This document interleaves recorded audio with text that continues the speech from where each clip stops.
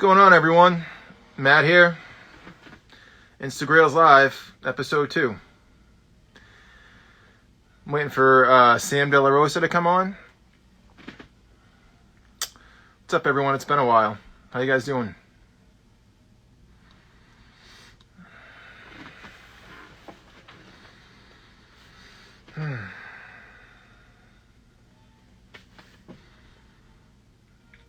What's up, everyone?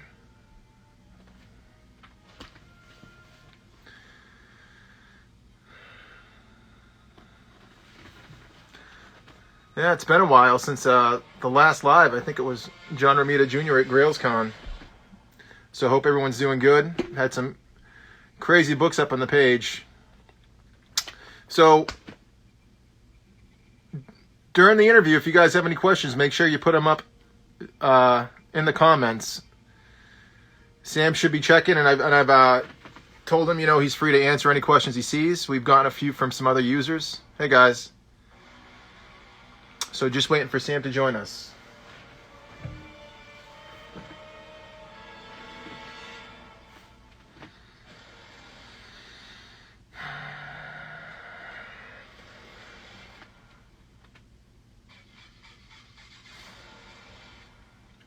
You guys having a good summer?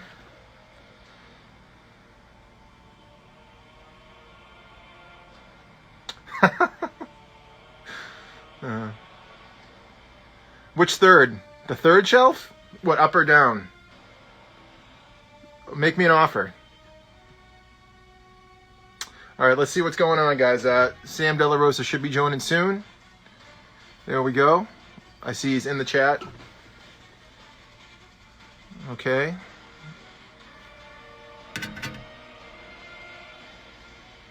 Let's see if we'll get him in here.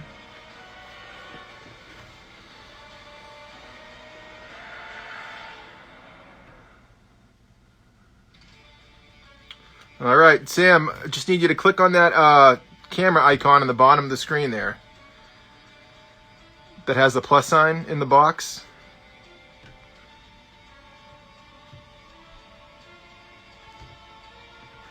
Here we go. Oh, here we go. I'm sending a request.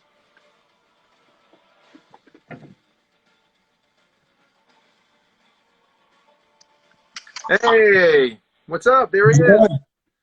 I'm here. Made it. I'm glad you made it. That's actually the first time we had a smooth, a smooth transition to someone joining us in the Instagram. So great job.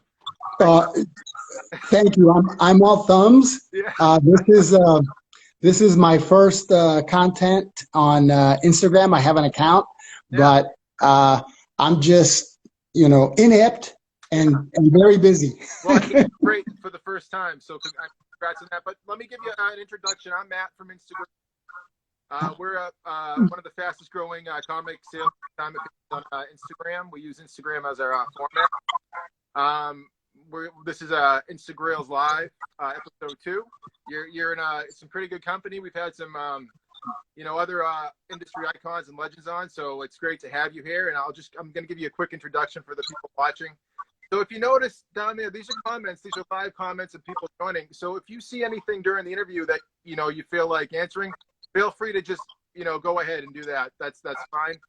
Along with the ones. So Marvel, DC icon, industry icon, and legend Sam De La Rosa worked on almost every main superhero character at both of the two main companies, as well as other independent work. Long career, and all the way up to characters that are still appearing in movies today. And I know you must get this all the time. You have the poster behind you. The new movie's coming out September, Venom 2. So you're known for that as well. And so we're happy to have you here. So welcome, Sam De La Rosa. Nice to have you. Thank you, Matt. If I could just replace one word in your introduction, let's replace legend with old. Let's just say old. Yeah, maybe it's a synonym, but yeah, well, yeah. For me, it is. Well, anyway, look, I am waiting to get the call to have a cameo on Venom, but it hasn't come. Which character would you want to play? I just want to be, just a character in the background, or maybe say hello to Tom as he's going by, or Eddie, Yeah. aka Eddie. That's it. I'm just waiting just to be somewhere there, or my name put in the background or something. When the director announced that he was directing Venom 2 on his Instagram account, he used images from Venom Lethal Protector, Yeah. cover images that I worked on. Yeah. So very nice to see that he Sure. referenced that. Well, I mean, aside from that, even if you don't get the cameo, which I agree, we'll go to bat for your hair at Instagrailz for that. But Let's start a campaign, Matt. Okay, let's just bombard, spam Sony with, put Sam in a cameo somewhere in the background, an extra. yeah. I don't know. I could be a coat rack. Look, I'm a coat rack. We'll get the hashtag and everything. We'll have our design team mock up that whole flyer. But so Sam, let's go back to another must be another common question, and I'll try to do a few different twists so it's not the same old answers. But getting started in comic books, your first exposure to comic books, and then what's your first introduction to comic books, and what made you interested in them to begin with? As a young kid or young adult? Or... Yeah, juvenile delinquent. No. No, I always like drawing. When you get into school, drawing is a big thing. So I always liked drawing as a little kid in kindergarten and grade school. So I enjoyed drawing dinosaurs, which was a cool thing. When I was a little kid, dinosaurs were very unusual. So I drew those guys, and then drew other exotic things, exotic animals, deep sea life. I used to get National Geographic, an ancient magazine that had, great stuff that you couldn't see in anywhere else. We got the internet now, of course, you can see everything. Yeah, so I enjoyed drawing that. And then one of my cousins had comic books, and this was the early 60s. So I just gravitated towards drawing these characters that were pretty cool. They were colorful, they had amazing powers, and right away I became acquainted with not only the characters but the people who worked on the characters. So I knew Stan Lee was the writer, and I knew Jack Kirby and Steve Ditko and George Tuska and many others in the 60s were artists. So I not only like the characters, I like the people who made them come to life. Which guys did you kind of hone in on as these are the guys I like the most? I'm going to look for the books that they're doing, that type of thing. Art, pencilers, inkers, what were you looking at? I was just looking at the artwork. I was just looking at the whole creative team. It takes a handful of people to produce a comic book. I'm just one of them. So I'm glad to be on the team. Glad to have worked on the stuff that I got to work on. So just very appreciative. Yeah. So you start to focus in more from drawing other stuff, in school and class, now into comic books, and that gets your attention. So are you kind of just solely drawing comics? Now at this point, I guess let's go to, you seek out any training, any formal training as far as anatomy or how to figure drawing and all that my second grade neighbor, because I'm in second grade and I'm drawing superheroes, and they're just drawing. So since the second grade, all I've ever wanted to do and focused on is getting into the comic book industry. I didn't know how I was going to do it, but I knew that people produce comic books. They drew them, they wrote them, they lettered them, they colored them. Yeah. They edited them. So since second grade, that's been my focus. I just, kept drawing stuff. It wasn't until the early 70s, I think 1971 or 72, that I actually started submitting to both Marvel and DC. And, to my surprise, I got a response, and, they told me to keep trying. They gave me some pointers. And I did that for a short decade, and then I got in 1982. So yeah, I mean, so let me go back a little bit. As far as were you self-taught as far as drawing and art? Yeah, I'm in grade school. I'm drawing a whole lot. Yeah. They have So just art class repetition. there. I'm in junior high, and I take all the art classes. I'm in high school. I'm in college, and I spent, I think, 4 years at a 2-year college. Oh, wow. Yeah. Yeah, so I took every art course Taking your time, yeah. imaginable Oh, there, and didn't even get a bachelor's degree. So I'm from the School of Hard Knocks. So I was in college, and then I just started working as a freelance commercial artist, and still trying to get into comics. did you get any? So what was some of the other work you were getting before comics? Did you get any other work as far as commercial art? Yeah, so I would do illustrations, let's say for my college magazine and newspaper. So I was the editorial artist, and I would get paid for that. It wasn't, a pro bono job. It was a paid gig. So I was doing that, and I would also do illustrations for city magazines. Every city or town has their own publication. Yeah, so I would do a cover and interior illustrations for that, and then later on I worked on some magazines. One that comes to mind is Official UFO magazine. That was in the 70s. Cool. Wow. So I did sci-fi illustrations for that. All the meanwhile, trying to break into comics. Yeah. So you're doing all this stuff and you're getting paid. That must be great. It must be kind of some motivation to keep you going. But you still have the comic book goal up here, right? As the primary goal.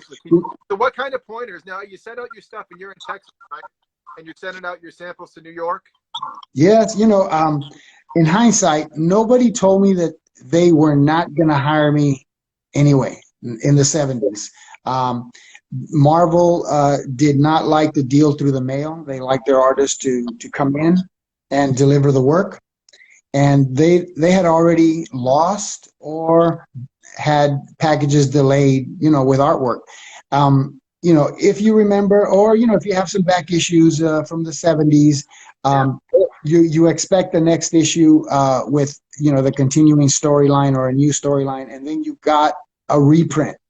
Well, that was the reason. Something happened. Somebody got sick. Some pages were lost or delayed. Well, they weren't having any of that. So I couldn't afford to go to New York City. So it wasn't until the early 80s that FedEx became a reliable company. And that opened up the whole country, kind of like the internet opened up the whole world. Yeah. So I was able to get some work. So what kind of feedback you're getting when you're sending your samples in and they're saying, fix this, what kind of stuff do you remember them? Yeah, they would just point out things, common sense things now in hindsight, work on perspective, work on anatomy, work on lighting. And, one time I even got some unused panels from Marie Severin, who was maybe the unofficial art director there at Marvel in the early to mid 70s. And she sent me some unused panels of some Don Heck, which is a 1960s Marvel artist, for those that don't know, unused panels on Ghost Rider. So I auditioned on some Ghost Rider panels in the 70s, but I didn't get work in the 70s, so it wasn't good enough. Yeah. But so for these samples, are you penciling and inking and what is it, a little bit of everything? Yeah, well, first I would send in, pencil samples, and then they sent me stuff back, say, try inking. So I would send in both samples and inks over my samples, and I guess they like my finishes and inks better. So I just kind of lean towards finishing artwork and inking artwork, and that's what got me the work. So so now you're almost, I guess let's get to the point where you get your foot in the door. And so is this, now that's at DC? Nope. It's this guy right here. Oh, cool. Okay. It's a 1970s comic book. Yeah. It was sold for 25 cents. Okay. and I did a whole 2 pages. Let's check the year on this. The year is 1975. So is this So before? Are you before you getting credited? Are you just kind of helping out at this point? yeah, so I was helping out a fellow artist who lived in San Antonio. His name, well, actually, he was helping me out. He didn't need me; I needed him. Oh wow. So, he knew I had a passion for comic book artwork, and he was doing work for Charlton Comics on superheroes and a bunch of their other titles. So, he gave me a couple of pages to work on, and he liked what I was doing. And then I was set to do some other work with him on a title called Space 1999. It's a sci-fi, 60s title. And it was going to be in black and white, just like for color comics. But they changed it, and they wanted the material in a magazine, so he had to kind of fully paint it in black and white ink wash. I was out. So. Now, are you able to now use this work that you've done? It's published work now to kind of springboard yourself to get other jobs now? Yeah, I would tell Marvel and DC, hey, I got some work here. How about giving me some work? But again, the main barrier was that I lived in San Antonio, Texas, and they weren't going to accept things, through the mail. Okay, so finally, then I guess, like you said, FedEx becomes a common tool for artists to send their work reliably across the country now. And then I guess that brings us to kind of DC, I guess, for your first credit work in 1982. Is that right? Yep. Yeah, I used to go to the conventions in the 70s, and I would meet artists, and many artists were very helpful. Legendary artists now, Cary Gamble, he did Indiana Jones, Death of Superman stuff. He was very helpful. Rich Buckler, Bob Layton, Pat Boyette, so many other people. And also, John Romita Sr., he would send me, a critique on my work. Marie Severin also over at DC, people would also send me, things to work on. So there's a whole lot of people involved. So these people, now that once you get, in the door, these are people that you've read and from reading the books yourself, right? So yeah, they're just to me, looking at their work since I was in grade school, they're just comic book gods, and they're writing me back, and they're trying to help me out. So finally, I did some work for Rich Buckler. He was publishing his own magazine. It was called Galaxia. And he had me, he had Mark Texera, and he had Willie Blyberg, Stan Timmons, some other artists. And I did work for him. And then because he liked it so much, he spoke up in my behalf with DC Comic Books and Dick Giordano. And when Rich was working on World's Finest, he got me the work. And my first regular assignment was to work on Superman and Batman on World's Finest. So that's great. So what's that? I know one of your first creditors was Action Comics, and in that same issue it had Kurt Swan. Who else was Alex Saviuk was Alex was there. Marv Wolfman was but so what's that like? Some of your first early work, kind of like to be on the biggest character, Superman. So my first editor was Julie Schwartz. He's just a legendary editor from way back, and I turned in the material, and as per Alex Saviuk, he told me that Julie really liked what I turned in and was impressed, and that is a big accomplishment. He's not easily impressed, so. I was just very grateful. And then, Rich Buckler got me the regular assignment on World's Finest. And Dick Giordano told me when I saw him in '82 at a convention in Dallas, hey, Rich really went to bat for you. And I believe in you. So that's why you got the assignment. Great. So now at this point, are you full-time, working illustrator for DC? Yeah, I am working full-time for DC because I started at DC with Action Comics and World's Finest. But I also had a full-time job. I had a full-time job by then. You know, I had a family, I had a wife, and I had one kid, and I was working for the military. I was working at Lackland Air Force Base as an illustrator, Oh, wow. making good money, Wow. but on material that was not exciting. Training manual, posters, stuff for the military. They trained military from all over the world, so I did a lot of instructional comic books. To teach them, how to take apart a gun and clean a gun, how to put on the uniform, just a lot of things like that. So I had a job already, and then I had to make a decision. Okay, they offered me this regular work. Do I take a chance and quit my regular job with benefits? Oh, man. And go freelance with comic books that are not a sure thing. You can sign a contract, but it's 1-2 year contract, so that's really not security. So I decided, okay, I'm going to take the chance. And just one day I was at work, I said, okay, this is my last day. I wrote a note, hey, thank you for having me. This will be my last day working here. I appreciate it. And then I left, and I never heard anything from them again. And worked in comics full time. Was your wife supportive of that, or? Yes, she was extremely helpful. She knew that was my passion, and I did that. And the first year was rough. While I had all the work I could manage in comic books, I still made $5,000 less that year than I did working, for the government as an illustrator. So it took a while. Okay, so what now? But what year is this now? Are we talking? Yeah, late 70s. I worked as a illustrator for the government, and early 80s. And 82, I quit. I quit. And then you go into full time. Yeah. So now, I work at home. So you keep working and working, and it looks like from what I was reading, it looks like a couple people at Marvel try to get you over there. One is Bob Layton. Yeah, Bob is very instrumental. So I was at a convention with Bob in El Paso in 1982. He saw what I was doing over Rich Buckler. I was penciling over layouts and finishing over Buckler, who just did breakdowns or layouts. So that means they're not complete.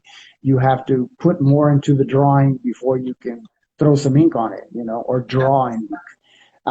So Bob had worked with Rich Buckler, so he was impressed with what I was getting done because he was familiar with his work. Hey, that's a big deal, to get an approval from Bob Layton. And then, so when Bob Layton needed some help at Marvel, he was producing the Hercules miniseries. I'm told it's the first miniseries in the world. Oh, cool. So, yeah. You have that honor. That's great. Yeah, so Bob did layouts for a chapter, and I got to finish that. So I did, some penciling for DC. I did some penciling for Marvel, but it was over fantastic, breakdowns or layouts by, established artists. So at this point, are you comfortable with like the whole, finishing up people's breakdown, inking over that? Or is that something new, or now you're for? Yeah, when you finish somebody else's breakdowns or layouts, you can add more of yourself because they're incomplete. But it takes a lot longer time. They pay you a little bit more, and the extra pay just wasn't enough compensation for the time I was spending on them. So I tried just to do, ink work instead of, finishing pencils and then inking. That's a couple of work. Finishing up someone's pencils and you have to ink over it. Yeah. Yeah, I think when I started out, I would just get $25 more a page for the difference between, layouts and inking. If I would work over breakdowns, I get $25 more than if I would just ink. But, I was just losing ground. Yeah. All right. So I guess so now you're at Marvel and you're doing this work. You get your miniseries. And now we're getting into like kind of the 80s, the mid 80s, right? Where the industry's kind of picking up. We're getting close to that 90s, like, the big 90s boom. What's it like in the industry at that point? Do you notice things picking up or the comics getting more popular? Or? Characters were getting on TV. Yeah. You had Doctor Strange, Captain America, the Hulk. Yeah. on TV, and I was working on those characters in the '80s, so saw a good increase. And at Marvel, right off the bat, you had royalties. DC instituted it first, but their books weren't selling as much as Marvel books. So to put it in perspective, my on my first assignment for Action Comics, I got a royalty of 20 cents. Oh, Two hey. dimes. I didn't cash the check. I still have it. I Yeah. very appreciative to get a royalty, but it was 20 cents. And at Marvel, my first royalty was over $1,000. Oh, So wow. So big even back, so big Marvel's difference. treating the creators a little bit better even back then, right? Well, their books were more That, popular and sold more issues, and that's what the royalties based on, just sales. what do you? So I, So that's interesting because I mean, I think that's the case now too. If you look at the movies and stuff now, I think Marvel still has a leg up over DC. I mean, and as someone who's worked at companies, what do you attribute that to? If you think there's anything, that goes to that. I just remember as a little kid, I gravitated towards Marvel books. They seemed more fun, more hip. You Yeah, know, DC was kind of stodgy, old, a exactly. little more, unexciting. So I think that just continued. But you have creators that have worked at both companies, and their skills are just as good as at DC Yeah. as they are in Marvel. So DC's catching up. Yeah. Well, I mean, I agree, and I feel the same way. And I think a lot of it has to do with what Stan Lee did with giving them relatable problems for everyone. It kind of like the big heroes, kind of those everyday life problems that we could all relate to. So I Yeah, mean, as a kid, it's like you're reading about Spider-Man. He's making his own costume, in his room, and his like aunts yelling at him or whatever, and you're like, you're in your room. Yeah. I so. There you go. So that brings us to our next thing, I guess. So we're in the '90s. X-Men are huge. Spider-Man's huge, and then you find yourself getting some work. I get in the early '90s on one of the biggest characters from Spider-Man. It's Venom. Can you talk Yeah, about that a little bit? I'm just lucky all through the '80s. Once I got my foot in the door, once I got some work, it never stopped. I always had work. I always had more work than I could possibly do. Uh, I would work approximately 16 hours a day because Wow. they offered me this work and I enjoyed it. I don't want to turn down working on Captain America. I know I'm working on Spider-Man, but I got to work on Captain America. And I just took as much work as I could possibly do. As long as you meet deadlines and do quality work, they'll keep giving you more work. And I just enjoyed that all through the '80s. I worked on, X-Men, Spider-Man, Indiana Jones, Captain America, Yeah. uh, the Avengers, all the popular characters. And come the '90s, I was working on Spider-Man titles for my editor, Danny Fingeroth, and he called me up and said, there's a project coming up. It's half a year down the line, but we want you to be on it. Will you do it? And I asked him, well, what is it? It's Venom. Venom's getting his own comic book, but you can't say anything about it. So Oh, for wow. half a year, I knew what I was going to be doing pretty soon, Yeah. but I couldn't say anything about it. I would just tell people, yeah, I'm just working on Spider-Man stuff, Yeah. and you know, so appreciative that they asked me, and they got me to work on that title. Yeah. I mean, it must be. I mean, I think the kind of comics and people, will it goes in cycles. I think the interest in the comic book industry, and I think that's a time period where there was the death of Superman, there was X-Men #1. All these artists are selling, making these books, and they're all well known. And I think you're right. You're right in the middle of that. And Yeah, there was a rebellion. yeah, yeah. What was up? What was going on with that? Well, the books were selling a whole lot of money. Marvel was making most of that money. The Mm-hmm. creators, while they got a royalty, just wasn't, a big enough share. I think And a group of guys got together and they formed, Image Comics, and they were successful. Yeah, yeah, and okay. Now, were you close? And that's another thing I wanted to ask too. You being in Texas, you know, and not New York, where a lot of these guys are, and you're working with the pencilers and the writers and the, you know, the other creators. Do you feel that that was a disadvantage, or that you kind of, you know, were not as kind of, you know, able to, you know, be as close or familiar with the people that you were creating these books with because of that, or? No, you know, I'm basically a hermit, so I'm fine. I'm Yeah, fine. I'm in my home. I'm in my little studio. yeah, My studio was about the size of a bathroom. That's all I need. You know, now I'll show you my workspace in a little while. yeah, yeah. Now I've got a bigger area. Um, so, oh, I lost my train of thought. What are we Yeah, talking about? you being in two different areas, New York and Texas, Yes, that put you at a yeah. disadvantage? You don't think so? It didn't affect me at all. In fact, I think it was an advantage because, you know, I don't have to deal with office politics. There's Yeah, office politics in, you know, everywhere, any kind of business. less distracted. Um, I'm, I'm just at home. They call me, they offer me work. I say yes, and I do the work, and I send it in. Yeah. So you They only go, went to the Marvel headquarters twice in your whole career? yeah, so I went in 1986. They called me up. Yeah. They called me up. Come on up. You know, spend a week here at Marvel, Oh, cool. courtesy of, you know, Jim Shooter and my editors over there, which was, you know, Mark Grunwald, Ralph Macchio, Oh, so you got to meet everyone. not the karate guy, the editor, not I, the. whenever I saw his name in the letters, I always thought about Karate Kid. But, yeah. Yeah. So anyway, so I spent a week there. You know, I talked to all the editors. I worked in the bullpen. I actually worked in the bullpen. How was Um, that? it was fantastic. You know, it's really a production department. You know, they have colorists there, they have production people. Wow. Marvel artists really don't work in the bullpen. You know, they work at home. They bring in their work. Okay.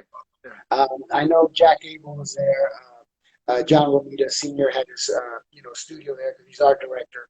But the Romita Raiders there, you know, helpers. But I actually worked in the studio, and I was the only, you know, comic book artist working there in the studio. Like I said, the other people were production people, letterers, colorists, things like that. So So I worked the whole week there. was the bullpen more of like a fictional kind of like you know, thing they would put in the letters column to make it seem like it's like a party over there making the books? Yeah, Or? I mean, any artist can come and work there. You Yeah. know, if there was space available, and there was for me that week. So while I was there, I worked on Oh. Iron Man comics, and I also worked on the Eternals Oh. for Marvel. So I did those, and you know, got to meet editors and schmooze and talk to Jim Shooter. It was great. Is that where you saw Steve Ditko? Because I know he was still doing some work in the '90s again for Marvel. Was he? Yeah, it could have been a Phantom. No, it was Steve Ditko. Yes, because he was turning in work to my editor, which was also his editor, Mike Carlin, who later became the editor of, you know, the Death of Superman titles and stuff. But he was, you know, doing stuff for Mike, and saw him. And I already knew about Steve Ditko at that time, and you know, I regret to this day that I didn't approach him because I know he would have been cordial, you know, Yeah. but I didn't want to bother him. You know, Oh he's just no. to turn in his work. I didn't want to, you know, go all fanboy. Yeah. Like, oh, And Mr. Ditko. It's like, yeah, that's great. yeah, but you know, I did have my foot in the door because, well, I saw him in 1986. I had already worked with him in 1983. Oh, wow. So I did work for Red Circle Comics, which was an imprint of Archie Comics. They had Yeah. superhero comics. They had the Crusaders. And I worked on this character, Golden Age character called the Hangman. And Steve Ditko penciled it, and I finished it, and I also lettered it. So Oh, wow. I was also a professional comic book letterer for a short time. That's awesome. Cool. Well, yeah, I mean, it must have been great seeing him in person, even if you didn't get the chance to talk to him. So, Yeah, he looked just like his characters, you know, just like his 1960s characters. He had a hat on, he had a coat, so yeah, he was dressed. I was in a t-shirt. It wasn't a Venom t-shirt, but you know, it was a t-shirt. do you think he based Peter Parker off him? Yeah, you know, that's what artists do. They base characters on what they know, you know, themselves or people around them. So yeah. Cool, That's awesome. All right, so I guess we're going on to, so we're in the 90s. You get to work on Venom Lethal Protector. You end up doing some pencils later on in the series too, finishing up some layouts. And, yeah. So I worked on all 6 issues. I worked on all the covers. They called me on cover number 5. Hey, we got the cover ready. Can you do it tomorrow? I said, well, I would need an extra day on my deadline for the interior pages. We can't do that. I said, well, I can't do the cover, and the covers, while they're nice, this is the first thing you see. They don't pay a royalty. They pay a little bit more money than an interior page, but I didn't want that cover work to interfere with me meeting the deadline on an interior page. An interior page for Venom made me thousands of dollars per page. So that was a big deal. So cover number 5 on Venom Lethal Protector is, I'm sorry, I take it back. Number 4. Okay. Number 4 is the cover that I had to turn down. And that was the first appearance of Scream. Scream is right on the cover. And I had to turn it down. All right. So, so I have some of those here. And I just want to say, this was kind of like my prime. Those are T-shirts. You can get those images on lots and lots of T-shirt designs from different companies. Oh, I see them everywhere. So I hope you're getting a piece of that. I'm getting publicity. Oh, there you go. But so I guess this brings us to the next part, which is we're going to fast forward now about 20 years. Like I was saying, there's cycles in the comic book industry. There's the kind of the bubble burst a little bit in the 90s, but now we're back here about 20 years later. These things are everywhere, and they're making all kinds of movies and Disney Plus shows, and then they're making the Venom movie. What's it like kind of down the road now? And I know you're retired, since you're currently retired now. Yeah, well, I can't. I'm retired because I can't afford to work on comic books. They don't pay a lot, So my job now is I'm a professional guest. So I am at about 3 shows a month. Yeah. Every month for the whole year, all over the country. Before the pandemic, I was getting around internationally. I went to Ireland, I was in Dubai, I was in Honduras, Mexico City, Canada, all for, Comic-Cons, because of Comic-Cons. That kind of goes to my point, that now the work that you've done back then is giving you the opportunity now, because it's a global thing now, and everyone sees it, everyone sees these movies. What's that like now with, these characters, a movie that you've done work on, the movie on, getting off exposure now and giving you the chance to kind of go around and see people and all that sort of stuff? Yeah, it's exciting, like regular people now know about Venom. Before it was, like a cult, comic book collectors or, just comic book readers knew about these characters. Now, Venom and other characters are more, widely known. The Venom Lethal Protector series was published in many, many countries. So,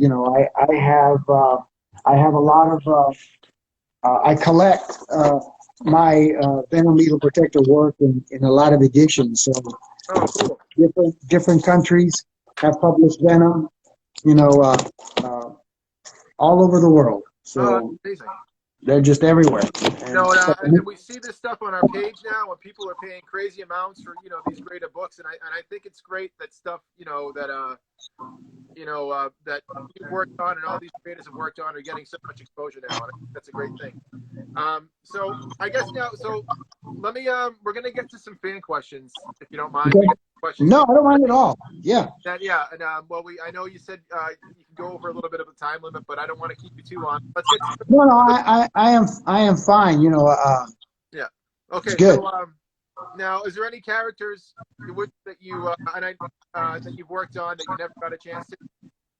Yeah, in hindsight, I'd like to work on Deadpool, but at the time, I didn't want to work on Deadpool because I'm working on Spider-Man. I'm working on Venom. Yeah. Deadpool, was just created, in the early 90s by my pal Rob and Fabian. So it wasn't a big deal to me. Now, Deadpool, very successful movies, very entertaining character. Yeah. I I'd like to work on Deadpool, but only on the cover, not interior work. Okay, so so a cool character that you think you must work on would be Deadpool. Now that brings us to, I guess, who are some of aside from, I guess, we know Venom, Spider-Man. Your I guess if it's those, that's fine. But your favorite characters that you've worked on or to work on in your career? They are all the characters that I enjoyed as a little kid. Okay. Superman, Batman, Green Lantern, Hawkman. All these I enjoyed as a little kid. At Marvel, it was the X-Men, the Avengers, and all the characters that comprised them. Yeah, Spider-Man was the first comic book I bought as a little kid. I still have the book. I bought issue number 8 for 12 cents. I earned that 12 cents myself by collecting bottles. You used to get a penny to return a glass bottle, soda bottle, to a merchant. And I still have that book. It's not in mint. That's great. No, so I have it. Which Spider-Man issue?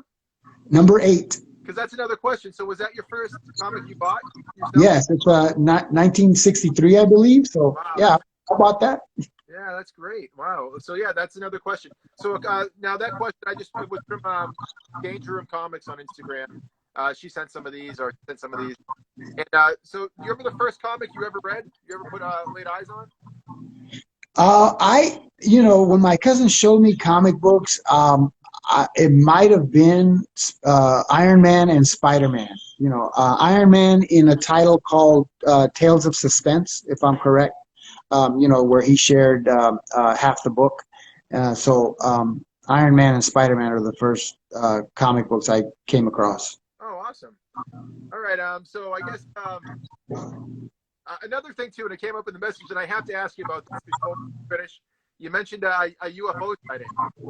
Yeah, as a little kid, UFOs are pretty big. You see something up unexplainable, some lights up in the night sky, and they would, go into these crazy patterns that are not balloons, not airplanes or helicopters because of the speed that they're going and the direction that they're going.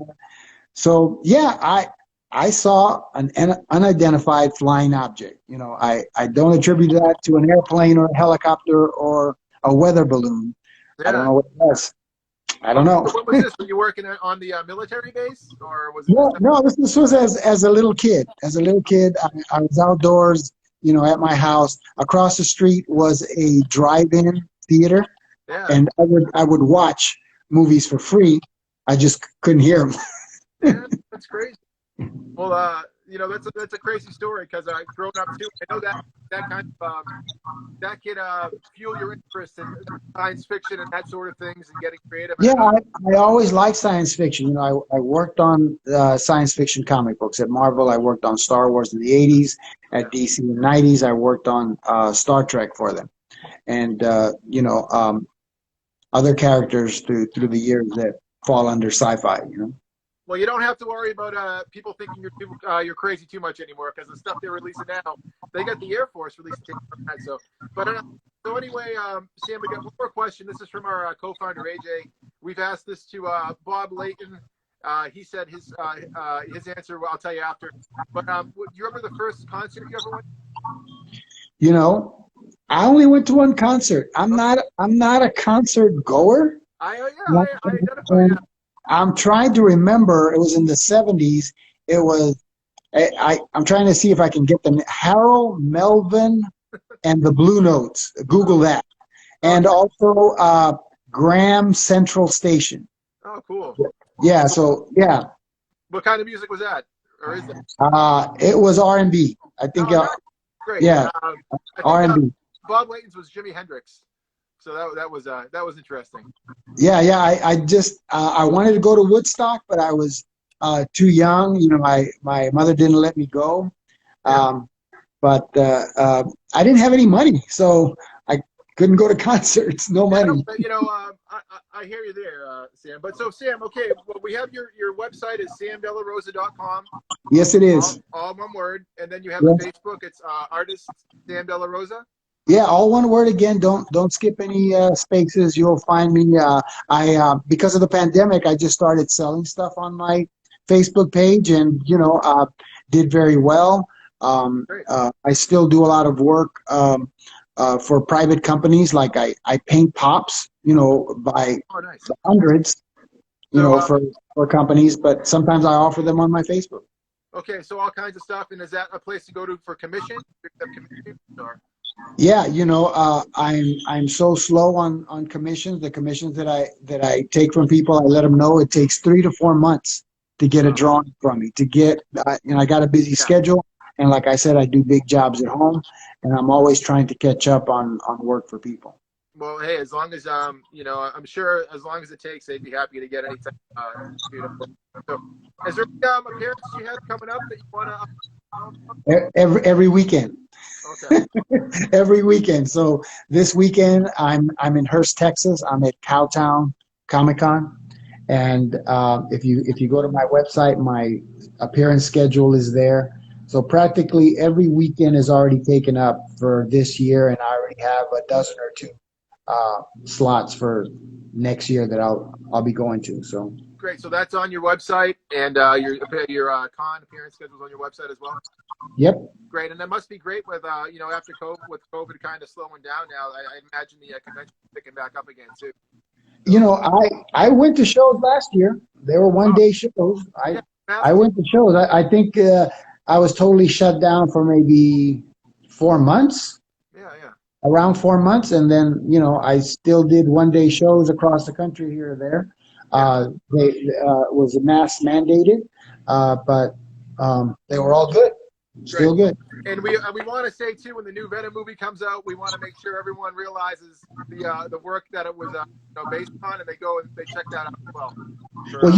While the first Venom movie is mainly based on the 6 issues of Venom Lethal Protector that I've worked on, it's rumored that this Venom Let There Be Carnage movie has elements of Maximum Carnage, a series I also worked on. They said Shriek is on there. So I'm hoping to see some bits and pieces of that, and I can add that to my resume. No paycheck, just credit. Well, we want them to go buy the back issues too in the trade, so you get something. But Mr. Stan De La Rosa, thank you so much for joining us. It was a pleasure having you. And you're welcome. And if you're watching Loki, I worked on Throg. There he is. Oh. And the Timekeepers, co-created by Roy Thomas. So I worked on just about anything you can think of, except Deadpool. Well, I'm sure if you really wanted to, but you could do something there. But thanks for all the work you've done. It's been part of my childhood, and I'm sure anyone who's picked up a book in the 80s or 90s has read or seen something that you've worked on. So I appreciate that. And thanks my pleasure, man. Yep. And my pleasure. All right, and hopefully we'll talk to you again soon down the road. Anytime. Right. Thanks, Sam. Take care.